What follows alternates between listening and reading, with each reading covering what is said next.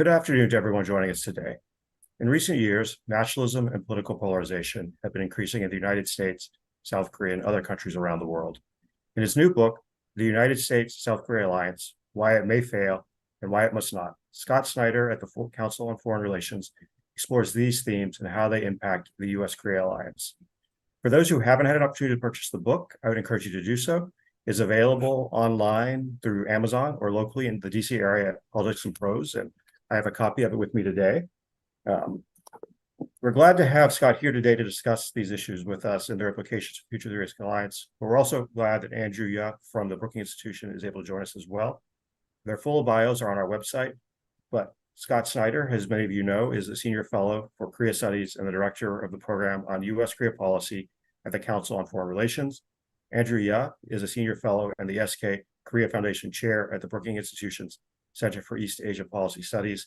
He's also a professor of politics at Catholic University of America in Washington, D.C. I'm delighted to have you both here today with us. For those of you watching on YouTube, we'll be taking questions at the end of our discussion today. Please place your questions in the YouTube chat function. So, Scott, I want to focus today's discussion on one of the key sections of your book, which is how domestic politics is impacting the U.S. Korea Alliance. But before I do that, I want to start with the alliance itself. Last year, we marked the 7th anniversary of U.S. Korea relations and the alliance. In your research, what factors have you found that help to maintain the alliance over the last 7 decades, and how does that compare with other alliances? Okay, well, first I want to thank KEI and thank you, Troy, for hosting this session today, and thank Andrew for providing some additional comments and perspective. As I look back at the 70 years of the alliance and think about where it has come from, the thing that really stands out to me is that the alliance has survived changes in the international security environment during those 70 years, as well as changes in South Korea's domestic political structure. As I did research for the book, I leaned on Stephen Walt's theory of factors that sustain alliances, and he talks about hegemonic leadership, the sustenance of the alliance as a symbol of credibility, the importance of institutionalization and ideological solidarity, among other issues. And so I would say that I see 3 factors that have made the U.S. Korea Alliance enduring. One is the fact that the alliance is embedded in U.S.-led security architecture in Asia. And so it's not just a transactional alliance relationship. It also has a strategic purpose that goes beyond the needs of the particular moment. Another factor is the convergence of interests, especially in recent years around North Korea and China. And I think that that has given the alliance some momentum, especially over the course of the last few years. And really a third factor was South Korea's transition from authoritarianism to democracy and its own economic development, which has helped to change the nature of the relationship from, in its origins, more of a patron-client relationship to one in which South Korea's growing capacity has meant that South Korea brings something to the table and also shares the same values as the United States. It's really helped to make the relationship more equal and has helped to develop it into more of a partnership rather than something that is either more transactional or something that is less equal. Now, Scott, in the subtitle of your book, you point out that the alliance may fail. So I guess my question to you would be: is in your research, what have you found that often leads to the dissolution of an alliance? Yeah. Well, so as you suggest, I mean, Troy, the origin of my book really came as I thought about the relationship in particular in the context of developments in the prior administrations, the Moon and Trump administrations, about basically internal threats to the alliance relationship. And as I thought about that issue, because, we plan for external threats, but we actually don't really plan for any potential internal risks. And I started to look at some of the literature, and one theorist that crossed my desk was Alexander Lenoshka, and he talks about reasons for dissolution of alliances. He has five. Um, the first two are pretty self-evident. If the alliance leads to victory, or if the alliance leads to defeat, then there's no reason for the alliance to sustain itself. In addition, the marginalization of the alliance as a priority was a third factor. Interest divergence is a fourth factor that leads to alliance dissolution. And the fifth is transformation, or the embedding of a bilateral alliance into a broader multilateral structure. And so as I looked at those, the ones that I really thought were most relevant as risk factors for the U.S.-Korea relationship were related to divergence of interests and domestic political polarization. So just to follow up on that, how do you see our domestic, our political interests diverging? Well, it's really more of a risk factor than it is something that I think is an immediate concern. I actually think that at this moment, what we're seeing is a pretty pronounced convergence of interests between the U.S. and South Korea. But there have been moments in the recent past where we've seen debates over whether interest priorities are aligned with each other. And so I think that bears watching. But if you were to ask me, what is the real and present danger to the alliance relationship that I was really focusing on, it was really the combination of the increasing trend toward domestic political polarization in both countries and the emergence of forms of exclusive nationalism in the United States and South Korea. And that combination, I think, does pose a risk that we really haven't prepared to grapple with. And so that's the reason really why I tried to do this research and write the book. So I want to expand a little bit beyond the U.S. Korea Alliance itself. And we've seen in the past, perhaps in East Asia, outside of Japan and Australia, that U.S. alliances in Asia have gone dormant for periods, primarily due to, as you talked about, domestic political reasons. So what are some of the lessons we can draw from those experiences, either in places like the Philippines or Thailand, perhaps? Yeah, and I touch on some of those cases in the Asian context where we've seen either domestic political polarization generate barriers to continued support for the alliance relationship. You mentioned the Philippines, I think is probably the best known case study for that, where the Philippine legislature was not willing to support the continuation of the U.S. presence. And Andrew was resident in the Philippines for a while, so I'm sure he has more to say on that. And then in New Zealand, you had an administration that was anti-nuclear and did not want to have presence of U.S. nuclear submarines in New Zealand, and that led that alliance to become dormant. The other two factors or cases that I used were really related to interest divergence, and that involves the U.S.-Thailand relationship, which was more vibrant in the context of the Vietnam War, but has become kind of dormant. It's still named as one of our alliance priorities, but we see a constant churn in terms of coups and military leadership that I think has worn on that relationship. And then the other classic case of interest divergence is really the U.S.-Taiwan relationship, where the U.S. made a decision to normalize relations with Beijing, and it resulted in it resulted in the abandonment of the formal alliance relationship. But as you know, we have a lot of ties with Taiwan. still, even despite that interest divergence. So I do want to bring Andrew into this in a moment. And Andrew, if you have any thoughts on this as well, please go ahead and share them. But just beforehand, Scott, in the book, one of the things you note is that the alliance is more critical than ever. Could you maybe elaborate on why you see that as being the case now?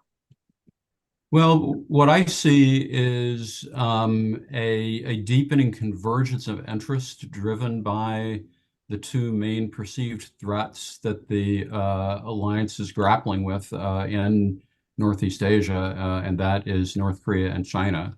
And so I think that what we saw through this last year during the 70th anniversary period was essentially efforts to work more closely than ever before and more in a more institutionalized fashion than ever before, precisely to deal in particular with those two challenges.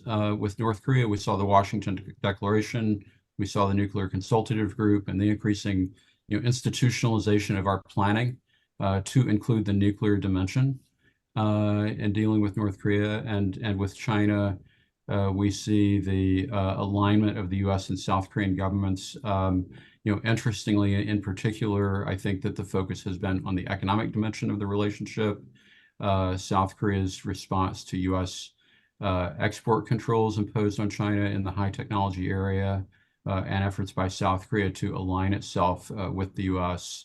And then more broadly, we see a lot of China-focused alliance cooperation that has developed, for instance, in the joint statements, both with Biden and Moon and with Biden and Yoon back in 21 and 22, and continuing on to the state visit.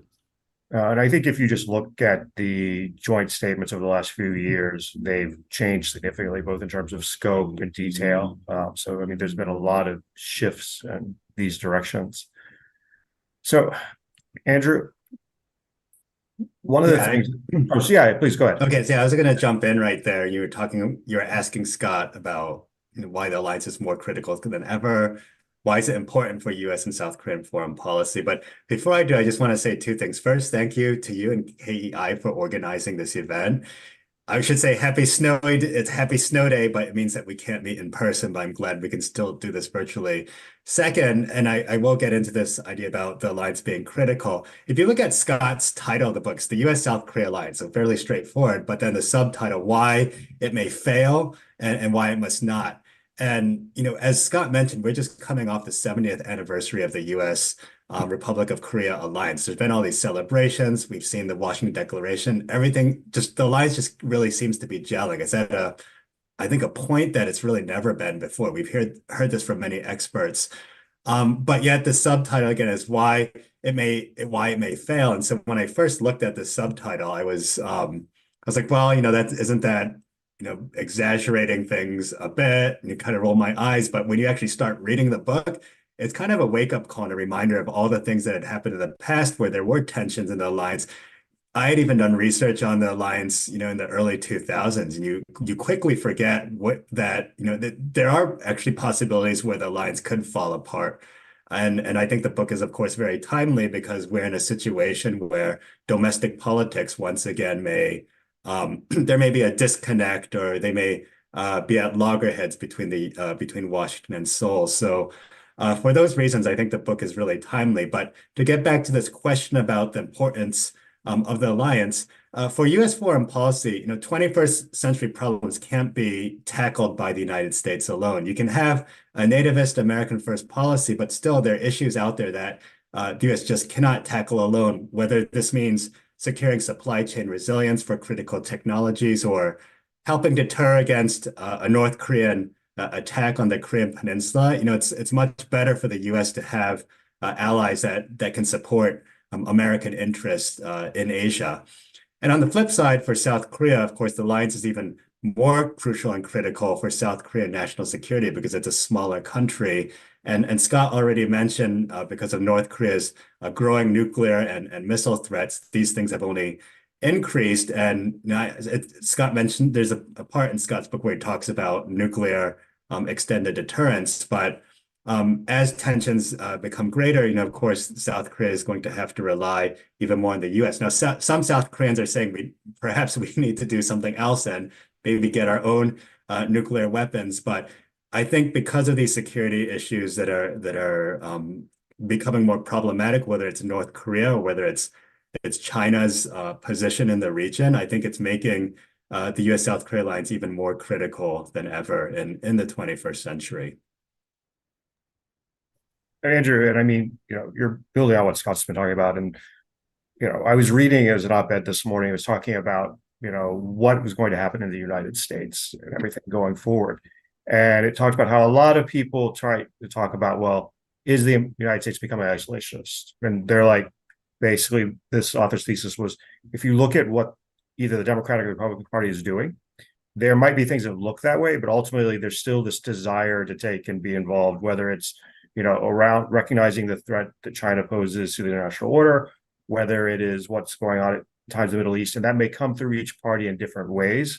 But ultimately, it's more a debate between whether the United States is going to become more unilateralist or continue to work with its allies rather than really isolationist. And I don't know. I mean, Andrew, what are your thoughts on that? And Scott, is you've been looking at this sort of how that trend maybe will impact the alliance.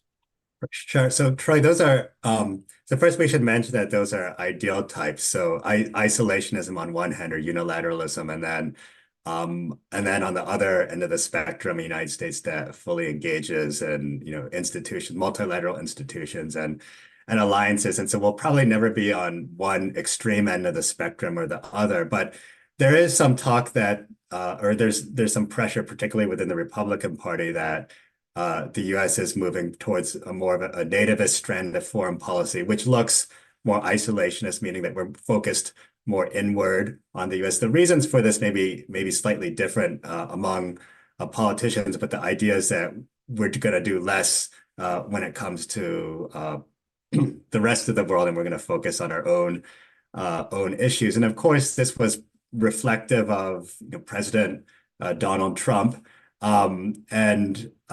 I'd say I would refer to all of this as the restraint camp, meaning that we want a more restrained foreign policy. And so we are seeing some Republicans moving in this direction, some because they think that, again, we should just focus on our own problems and we're just spending too much money, spending too much on wars, and let's just look inward. There are others, though, and just outside the Republican Party, some Democrats who have also subscribed this view, but for different reasons. They feel that, well, for their issues, they don't want to avoid, the forever wars. They think that the U.S. has tended to adopt too muscular of a policy, or it's too militaristic. They want to support peace and diplomacy, so they think that we can do less, and they want to focus more on domestic.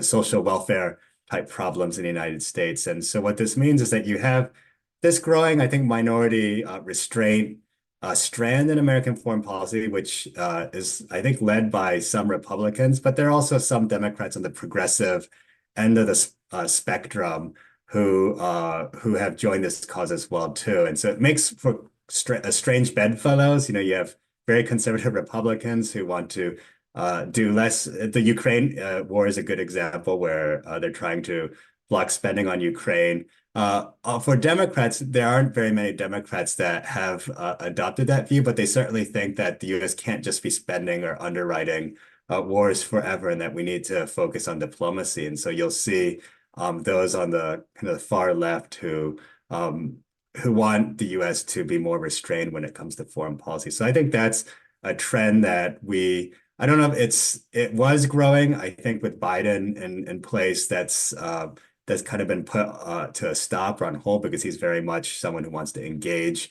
the rest of the world. But it may come back. We'll see if President Trump comes back to the White House. We may see that strand of foreign policy growing once again. I appreciate the way that Andrew, framed that. I think what I would add, maybe from a slightly different perspective, has been, watching the growing calls for retrenchment in U.S. foreign policy as a theme.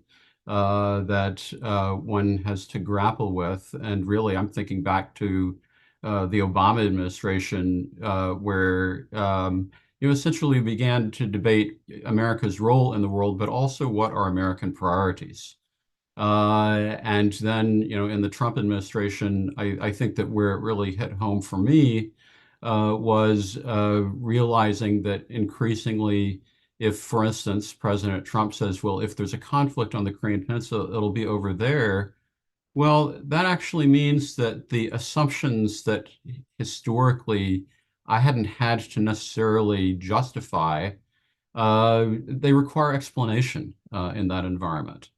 And so one of the reasons why I wanted to write this book was actually to try to not just take the alliance as an instrument at face value, but also go back and explain what its contributions have been and what it is contributing as a way of helping to understand, helping a broader public to understand that regardless of what is happening more broadly in terms of retrenchment, the U.S. Korea Alliance is an instrument that provides a value added and serves a strategic purpose, and therefore it needs to be prioritized as something that we need to keep in place.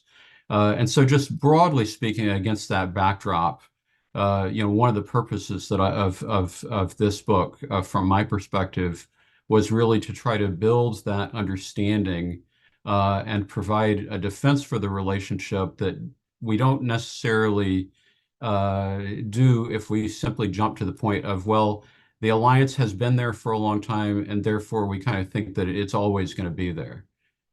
It may not be as durable as we think. There are threats that we need to be concerned about, and there is a purpose that it serves that, especially at this moment, responds to an increasingly convergent and mutual set of national interests. So I think Andrew's point about retrenchment is right. And, you, Scott, about, trying to determine which, engagements we should be in is on point too. And I mean, we can even see this if we look at President Biden himself. When he was vice president, he was probably the strongest voice for, the U.S. withdrawing from Afghanistan. So you have, even within, we're looking at Biden now as sort of the institutionalist, this whole question of, where should the U.S. be involved and how. And so I guess, my question to you, Scott, would be, given that we're seeing more nationalism now, more political polarization, are there any specific trends that concern you? And, we've focused a lot on the United States. How do you see this playing out in South Korea? Well, let me address the Korean side of the equation in particular, because I did spend some time on that. And really, one of the things that was particularly striking to me as somebody who watches Korea closely is that, I was well aware of the domestic political polarization going on in the United States, but, really fascinating, especially in the context of the Moon administration. And he began with an initial address that was very positive in terms of trying to bring people together. Very shortly thereafter, we saw, in fact, the emergence of deeply held domestic political disputes and actual large-scale public demonstrations that were competing with each other simultaneously in different parts of Seoul. And I thought to myself, well, this is clearly a manifestation of deepening political polarization that can have an impact on the ability of both sides to be able to manage the relationship. And as I looked more closely at that, I found that there were certain foreign policy issues in South Korean domestic, in a South Korean domestic context that were particularly polarizing. And in particular, the North Korea issue and the Japan issue are the ones that really stand out as issues on which there are South Korean progressive and conservative camps that have diametrically opposed opinions. And so I think that where that becomes an issue really is that, South Korea is not a large country, and certainly in its neighborhood, it suffers a relative power deficit with its neighbors. But what that means is that national unity becomes more important in terms of achieving national objectives. And so that's where I became a little bit concerned, is the effect of domestic political polarization on the capability of governments to be able to carry out their national security strategies, and in particular, how it would influence the ability of the U.S. and South Korea to cooperate with each other. So, Scott, in the book, you talk about, this sort of move towards focusing more on interests in the political polarization context. And, you use small f, Korea first, policies. And these, America first policies and Korea first policies would seem to be at odds with each other, just by its very nature. But is there a way, and I want to get your thoughts and also Andrew's, or is there a way that, if both countries start becoming more focused on policies that they see as explicitly in their interest as opposed to maybe the broader, alliance interest, that they can still work together to take and advance common interests? Well, my focus as I framed my inquiry for the book was really on how exclusive nationalisms became an obstacle in terms of our ability to manage the alliance relationship effectively, precisely because by definition, what that means is that you're putting your own national interests at odds with your alliance partner, and you're placing it as a priority.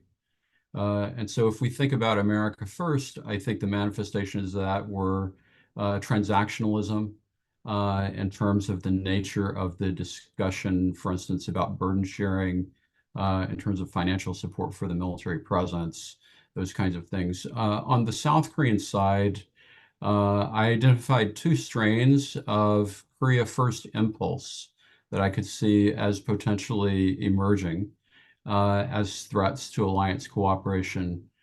One was on the progressive side, what I referred to as North Korea First approaches, where the idea that working with North Korea trumps everything, including alliance cooperation. And the Moon administration did not pursue that policy, but it had senior officials inside the government who I think could rightly be identified as advocates of that kind of approach.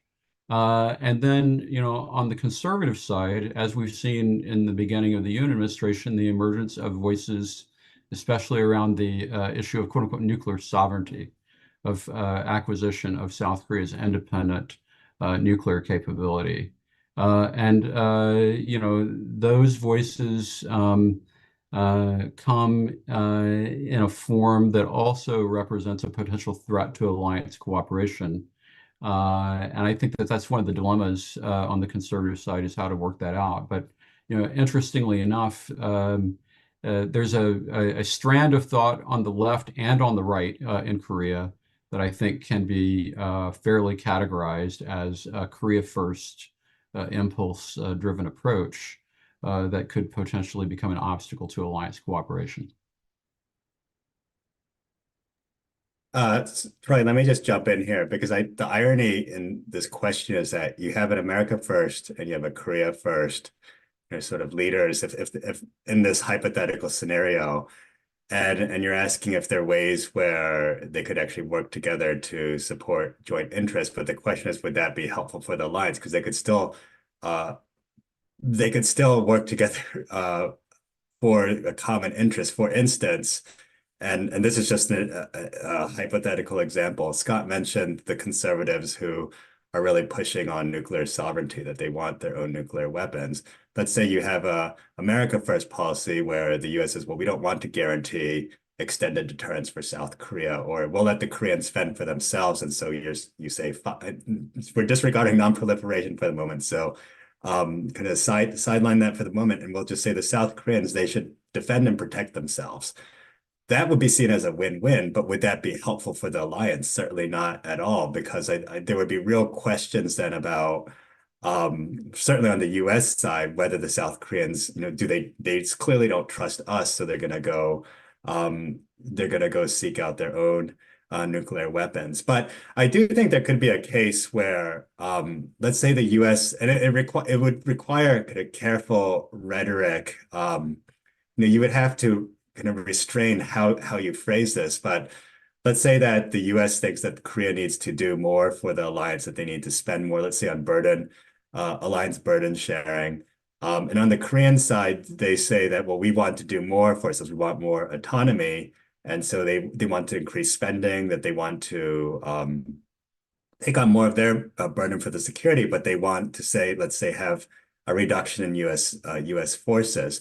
Then there might be ways where their interests may be mutual. But if they have close conversations over this, it may be actually helpful for the alliance in the long run. Now, I'm not suggesting that we should reduce U.S. troops. There would have to be a careful study of this. But Scott did mention that we shouldn't just reflexively assume that the alliance is always going to be there forever and it shouldn't change because it's something good for both the US and South Korea. The circumstances are going to change, the environment's going to change. And so alliances need to adapt. I think that's why the US-South Korea alliance has been alive and kicking for the last 70 years, because it's been flexible, because you have alliance managers that are willing to discuss issues over time and make those adjustments. So there may be another adjustment in the future.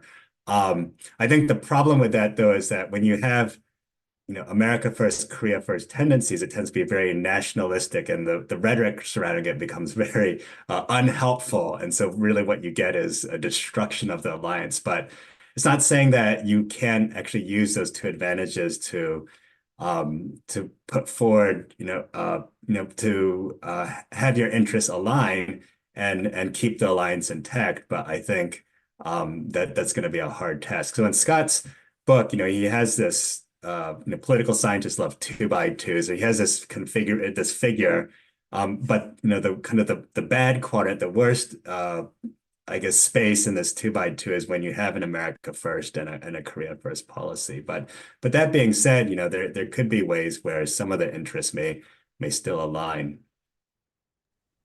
No, I guess to follow up briefly, Andrew, it sort of sounds like even if there are areas to where you might have an alignment between some type of nationalistic America first, nationalistic Korea first policies, that the rhetoric within that context might actually narrow the scope of what alliance managers could do. So even in that sense, it could be more constricting in terms of being able to work together. But I think the rhetoric and then kind of the narrative that comes out is important. I mean, the problem is, I think, let's say, again, in a hypothetical scenario, you have Trump in the White House and he wins 2024. But if you just think about his rhetoric during his first presidency, it was things like the U.S. South Korea Alliance. They're free riders. They should increase their burden share by 500%. That he was basically disparaging the alliance. So if you're gonna take that approach or tack, then there's very little room for adjustments. The Koreans are going to take that they'll be very upset, and vice versa too. If the Koreans were to speak in those terms about the United States, saying that we don't need the United States and it's more of a problem for our own security, the U.S. wouldn't take that lightly. And we've seen that scenario before in the early 2000s, when there was a lot of anti-Americanism, and the U.S. government, so the Bush administration, was looking at South Korea as a bunch, comments were being made like they're a bunch of ingrates after all we've sacrificed for the alliance. So yeah, that space I think would become very, very narrow, I think. Yeah, let me just also jump in and emphasize that I think there's a risk of interaction between America first and Korea first that could really spin out into a negative scenario. And so I'm thinking about how, in fact, the idea of a second Trump administration might actually give more running room to those who, because they're concerned about U.S. credibility, then want to pursue more actively a nuclear capability in ways that results in challenges for alliance management or that result in deterioration of the relationship. That I think is a more probable set of scenario that could develop than the scenario that both an America First and a Korea First leadership could successfully manage the alliance relationship. But at the same time, I don't necessarily want to imply that that type of leadership combination cannot manage the relationship. I just think that there's much greater risk to the relationship that would be involved in that configuration.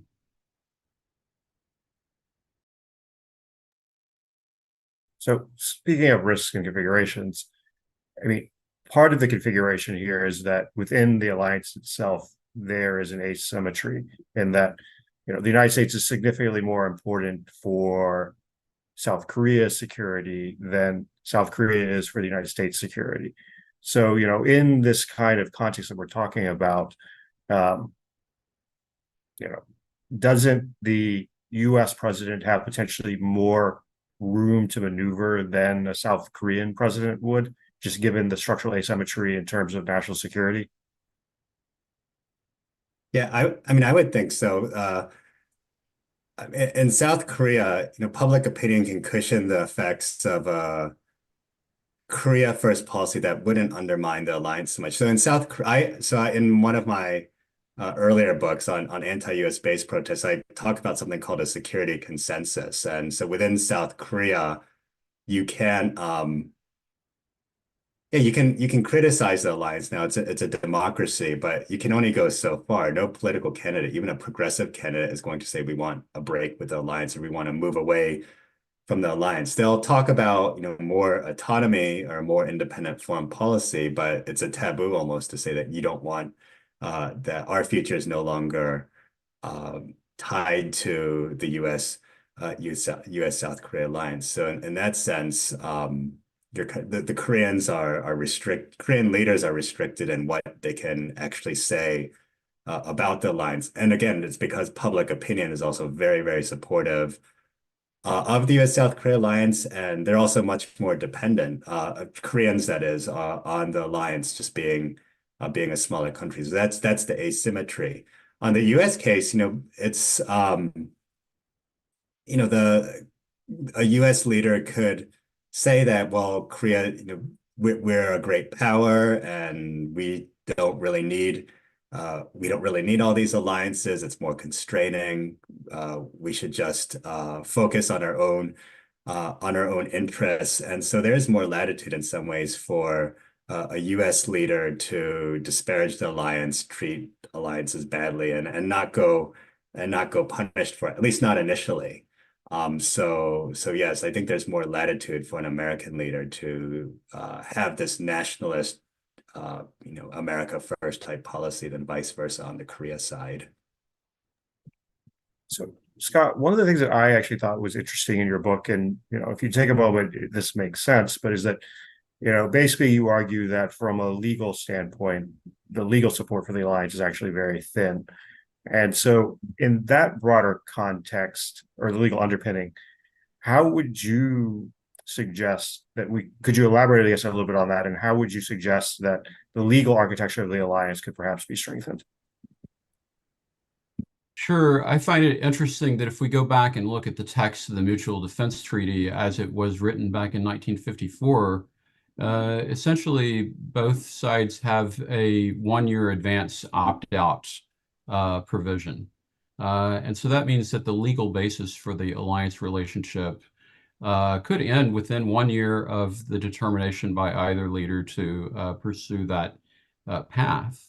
But over the course of the years, we've become so institutionalized in terms of the closeness of the relationship and a lot of the customary aspects of interaction that as a practical matter, I think that it would be very difficult to unwind the entire relationship in the course of a year and possibly even in the course of one administration on either the U.S. or South Korean side.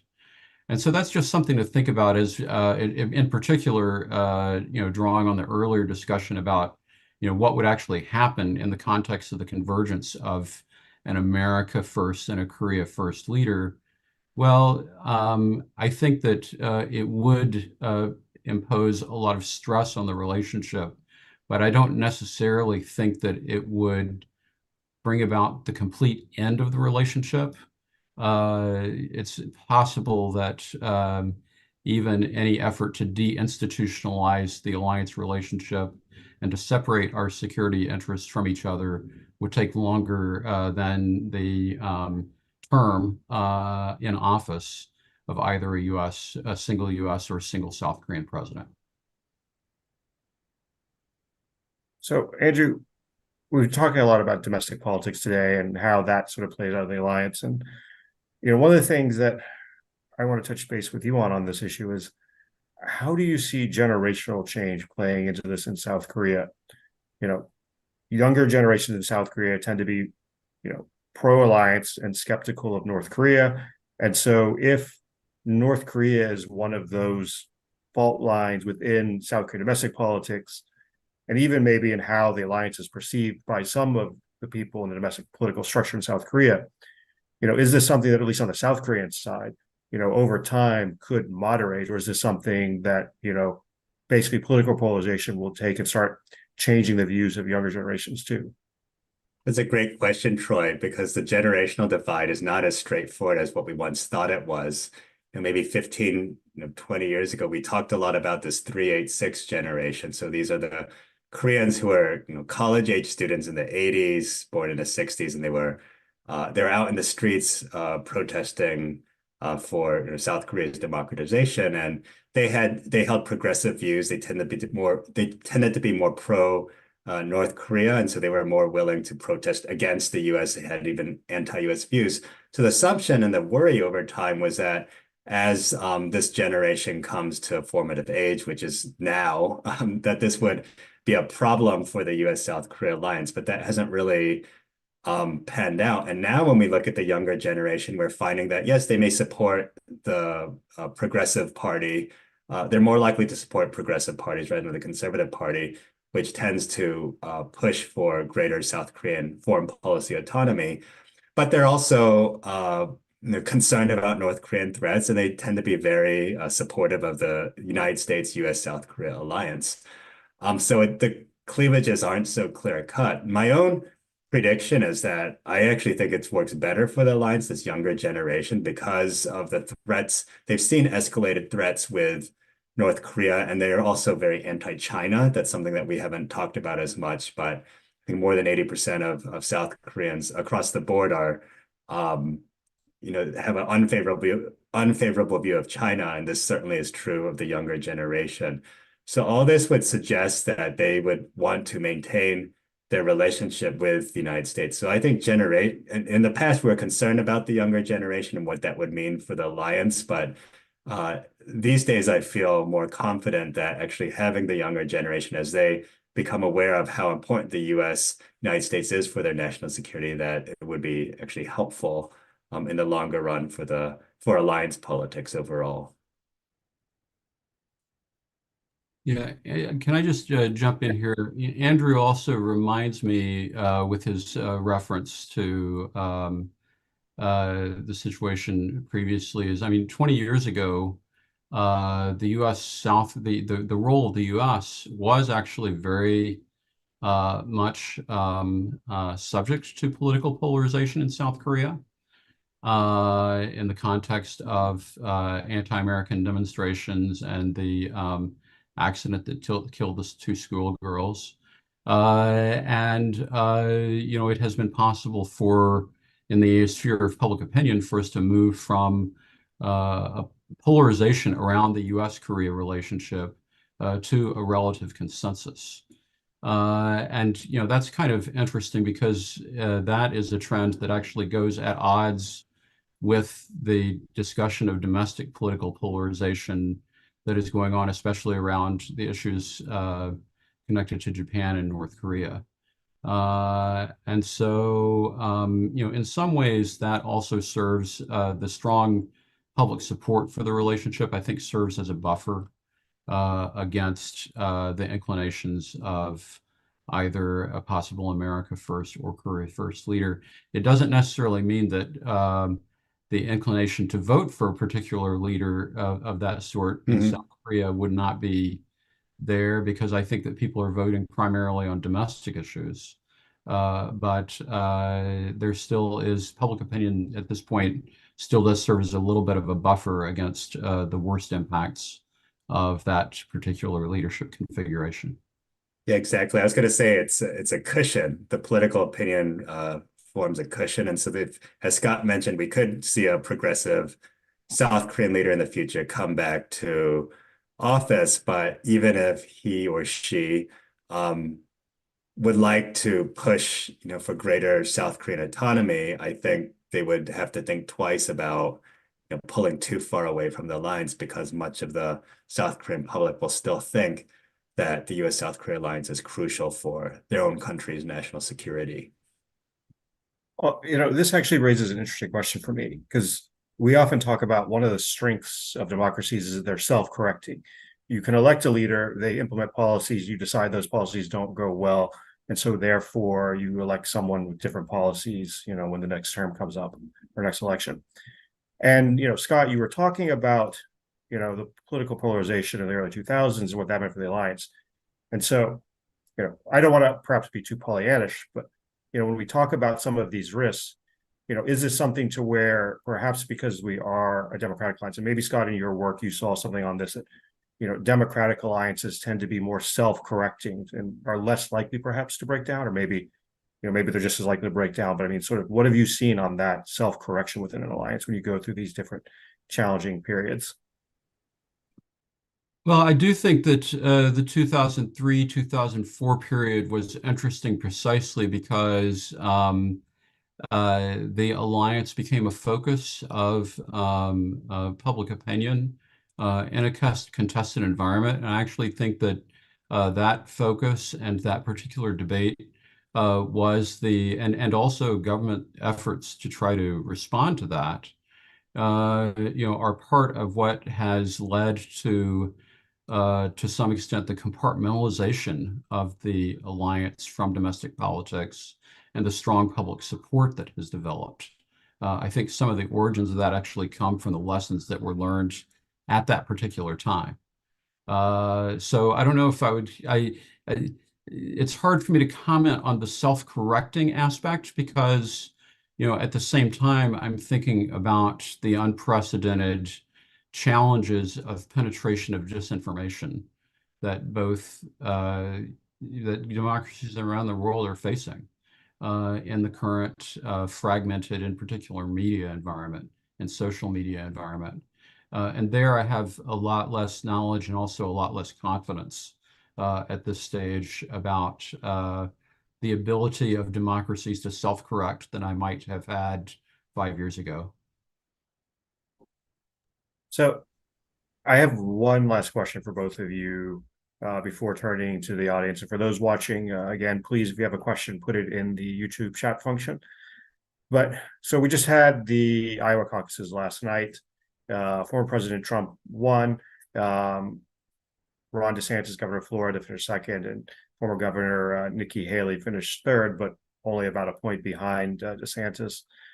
Now, there is, looking at sort of polling in states going ahead, perhaps a path, but a very narrow path for Nikki Haley to become the Republican nominee if she can either win or come very close to winning in New Hampshire. I think we're all working with the assumption that, this next presidential race will be Trump versus Biden. But if it's Trump versus Haley, and Haley in most polling is a stronger candidate against President Biden than former President Trump is, how would that impact U.S. foreign policy and some of the trends that we've seen? Like, how tied on the Republican side are they to former President Trump? Or is there a path forward if you have a different generation come to the fore in the Republican Party?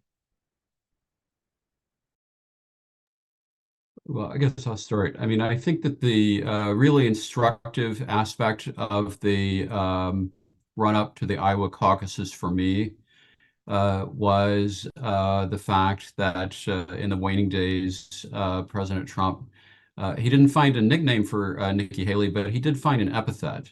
And the epithet was globalist.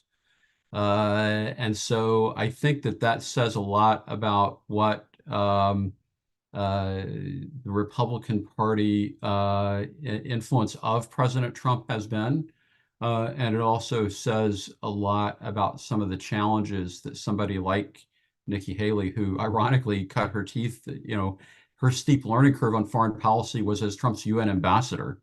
But I think that she would have some really interesting terrain to navigate in terms of dealing with the Republican House leadership on issues like U.S. support for Ukraine and Israel. I think that in the debates, she made it clear where she stood on those issues, but I'm not sure that but I'm not sure how she would manage to secure support from her own party to do some of the things that she seems inclined to do on the global front.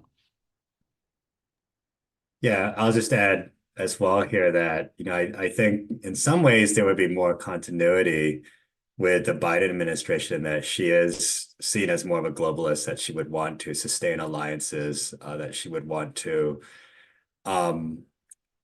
work together with Europeans, with Asian allies.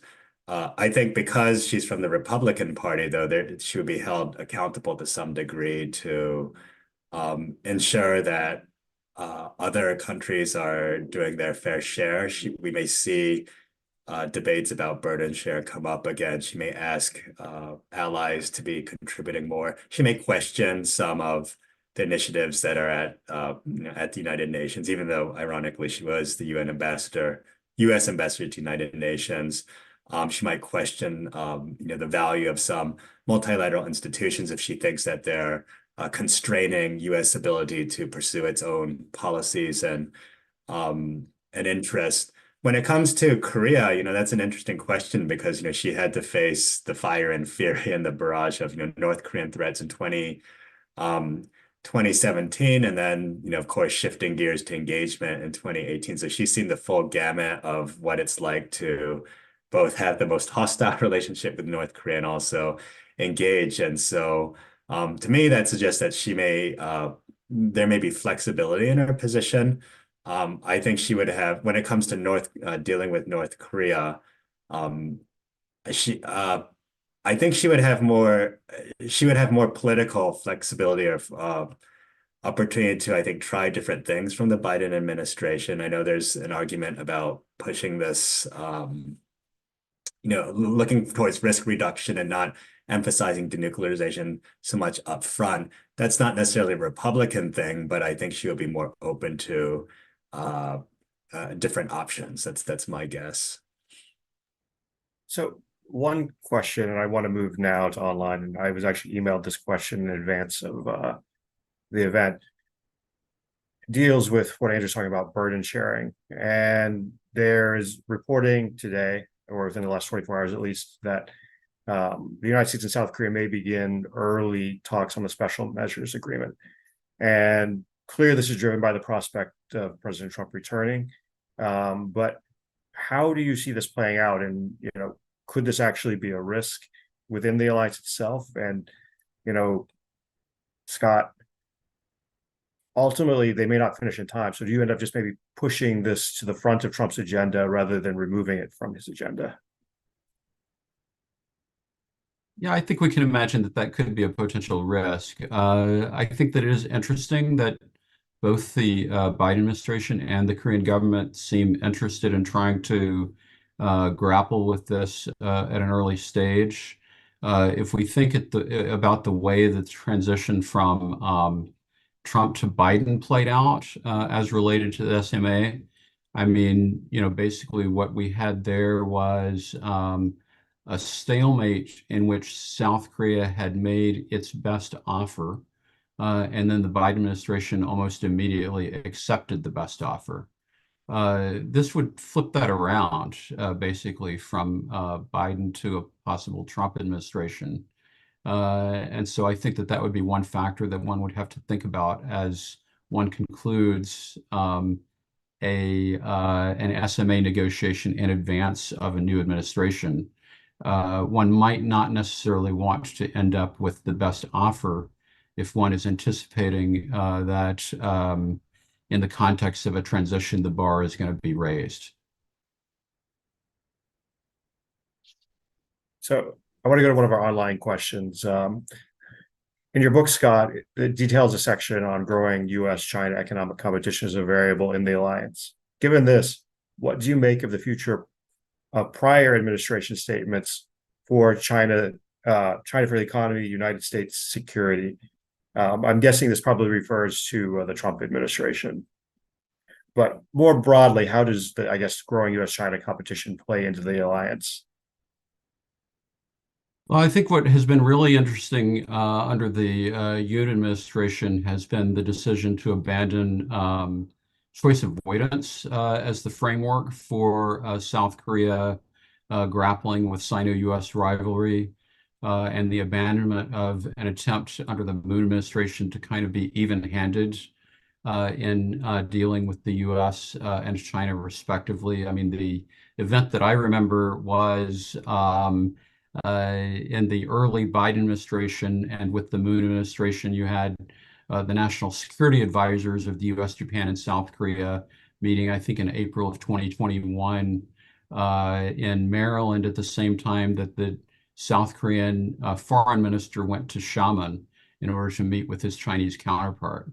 And the Yoon administration has abandoned any pretense of trying to pursue choice avoidance. It's shown alignment with the U.S.